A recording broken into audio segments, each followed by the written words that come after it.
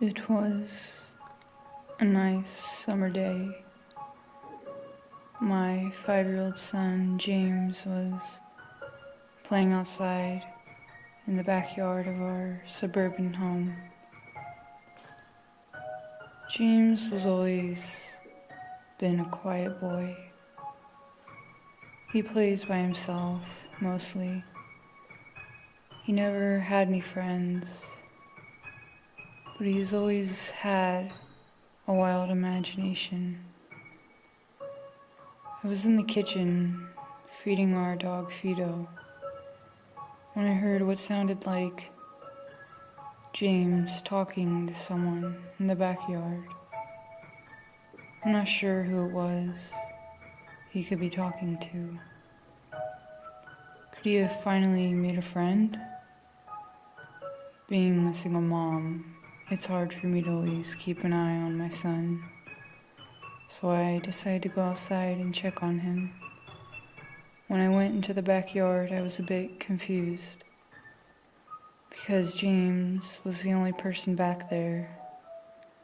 Was he talking to himself? I could have sworn I heard another voice. "James, it's time to come inside," I called out to him. He came inside and sat down at the kitchen table. It was about lunchtime, so I decided to make him a turkey sandwich. "James, who are you talking to out there?" I asked. James looked up for a moment. "I was playing with my new friend," he said, smiling. I poured him some milk and continued to pry, as any good mother would. "Does your friend have a name? Why didn't you ask him to have lunch with us?" I asked. James stared at me for a moment before replying. "His name is Laughing Jack." I was a bit taken back by what he had said. "Oh? That's a strange name. What does your friend look like?" I asked, a bit confused. "He's a clown. He has long hair and a long, swirly cone nose. He's got long arms and baggy pants with stripy socks, and he always smiles." I realized my son was talking about an imaginary friend. I suppose it is normal for kids his age to have imaginary friends, especially when he has no real kids to play with. It's probably just a phase. The rest of the day went by as per usual, and it was starting to get late, so I put James to bed. I tucked him in, gave him a kiss, and made sure to turn on his nightlight before I closed the door.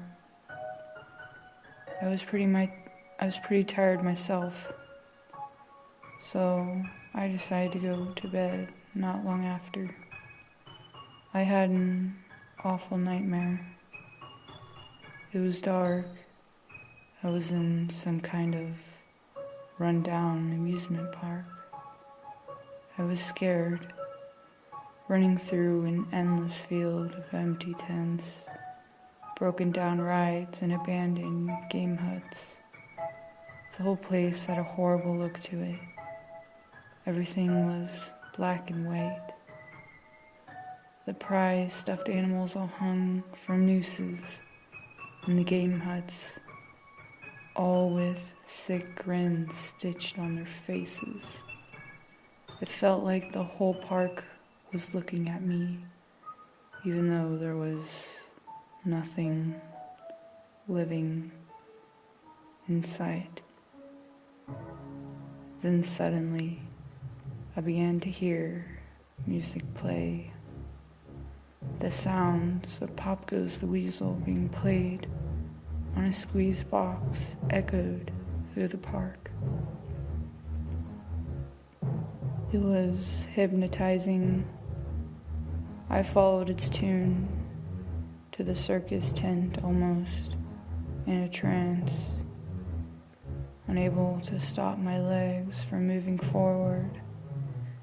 It was pitch black. The only light came from a single spotlight shining on the center of the big top. As I walked toward the light, the music slowed down. I found myself singing along, unable to stop. All around the mulberry bush, the monkey chased the weasel. The monkey, though 'twas all in fun. The music stopped right before its climax, and suddenly the lights shot on. The intensity of the lights was practically blinding. All I could see was a small, dark silhouette shuffle towards me. Then another one appeared, and another, and another. There were dozens of them, all coming toward me. I couldn't move. My legs were frozen. All I could do was watch as the haunting figures drew nearer. As they got closer, I could see they were children. As I looked at each one, I noticed they were all horribly disfigured and mutilated. Some had cuts all over their body, others were severely burnt, and others were missing limbs, even eyes. The children enveloped me, clawing at my flesh, dragging me to the ground and tearing inside me. As the children tore me apart and I faded away, all I could hear was laughter. Horrible, awful, evil laughter. I woke up the next morning in a cold sweat. After taking a few deep breaths, I looked over and saw that a few of James' action figures were positioned facing me on top of my nightstand. I sighed. James had probably woken up early and put these here.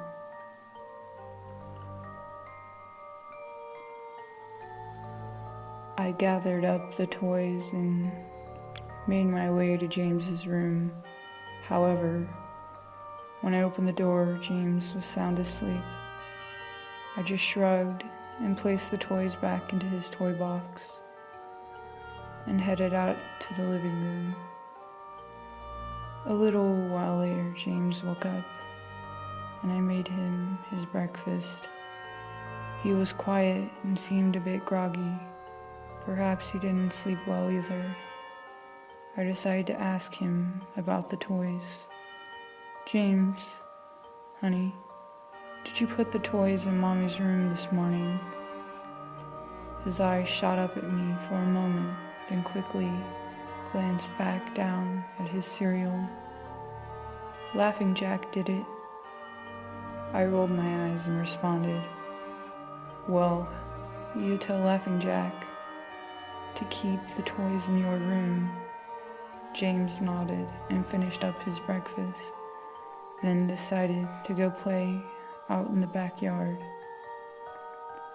I went to relax in the living room, and I must have dozed off because I woke up a couple hours later. Shit! I need to check on James. I was a bit worried. It had been over 2 hours, and I haven't checked on him. I stepped out into the backyard, but James wasn't there anymore.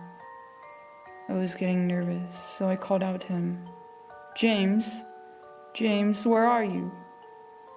Just then, I heard a giggle come from the front yard. I rushed through the gate around to the front of the house. James was sitting on the sidewalk. I breathed a sigh of relief and walked over to him. James, how many times have I told you to stay in the backyard? James, What are you eating? James looked at me, then reached into his pocket and pulled out a handful of hard candies in all colors. This made me very nervous. James, who gave you that candy? James just stared up at me, not speaking. James, please, tell Mommy where you got that candy. James hung his head down and said, Laughing Jack gave it to me. My heart sunk. I kneeled down to him to look him in the eye. James, I've had enough of this damn Laughing Jack thing. He is not real. Now this is a very serious situation, and I need to know who gave you the candy. I could see my son's eyes tear up. But Mama, Laughing Jack did give me the candy. I closed my eyes and took a deep breath. James has never lied to me, but what he's telling me is impossible. I make him spit out the candy, and I throw the rest away. James appears to be fine. Maybe I'm just overreacting. After all, he could have gotten it from Tom and Linda from next door, or Mr. Walker down the street. Either way, I'm going to have to keep a closer eye on James. The night I put James to bed as usual, I decided to go to sleep early myself. Suddenly, I was woken up by a loud bang coming from the kitchen. I sprung out of my bed and hurried down the stairs. When I got to the kitchen, I was horrified. Everything on the counters had been thrown to the floor, and our dog Fido hung dead from the light fixture. His stomach was cut open and stuffed with candy, the same type that James was eating earlier that day. My shock was quickly broken by a sharp scream coming from James's room, followed by loud crashes. I quickly grabbed a knife from the drawer and moved up the stairs with the speed that only a mother whose child is in danger could have. I burst through the door and flicked on the lights. Everything in the room was knocked over and tossed on the floor. My poor son in his bed crying and shaking with fear. A pool of urine staining the sheets.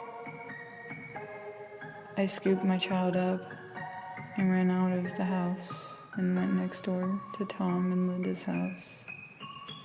Luckily, they were still awake.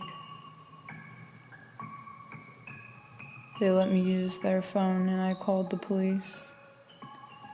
It didn't take them long to arrive, and I explained what had happened. They looked at me as if I were crazy. They searched the house, but all they found was a dead dog and 2 trashed rooms. The officer told me that someone had probably gotten into the house and done this right before making a quick escape. When they heard me coming up the stairs, I knew it wasn't true. All the doors were locked and none of the windows were open. Whatever was in my house didn't come from outside. The next day, James stayed inside. I didn't want him to leave my sight. I went into the garage and found his old baby monitor and set it up in his room. If anything comes into his room tonight, I was going to be able to hear it. I went to the kitchen and grabbed the largest knife from the drawer and put it on my nightstand. Imaginary friend or not, I'm not letting anything hurt my little boy. Soon enough, night came. I put James to bed. He was afraid, but I promised him that I wasn't going to let anything happen to him. I tucked him in, gave him a kiss, and turned on the nightlight. Before closing the door, I whispered to him, "Good night, James. I love you." I tried to stay up as long as I could, but after a few hours, I felt myself drifting off. My baby would be safe for the night, and I needed to sleep. Just as I lay my head on the pillow, I heard a soft noise come from the baby monitor I had put on my nightstand. At first, it sounded like interference, like the kind a radio would make. Then it turned into a soft moan. Was James asleep? Then I heard it. The laugh from my nightmare. That horrible laugh. I sprung up from my bed and grabbed the knife from under my pillow. I rushed over to James's room and creaked the door open. I tried the light switch, but it wouldn't come on. I took a step in, and I could feel the warm, thick liquid on my feet. Suddenly, James's nightlight came on, and I could see the absolute horror laid out in front of me. James's body was nailed up on the wall, the nails piercing through his hands and feet. His chest was cut wide open, and his organs hung down to the floor. His eyes and tongue had been removed, along with most of his teeth. I was disgusted. I could hardly believe this was my baby boy. Then I heard it again, the soft, desperate moan.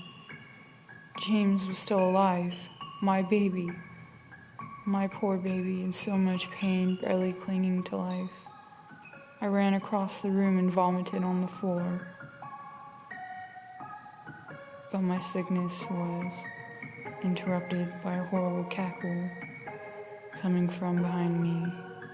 I spun around while still wiping bile from my mouth. Then out of the shadows emerged the fiend responsible for all this horror.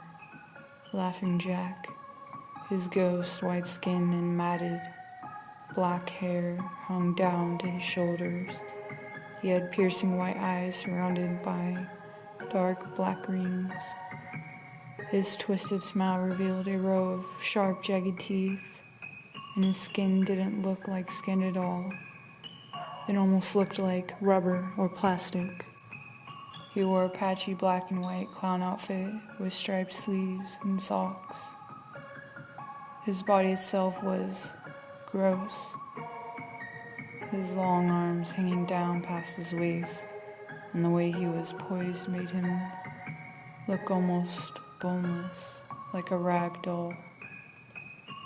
He let out a sickening laugh as if to let me know he was pleased with my reaction to his work.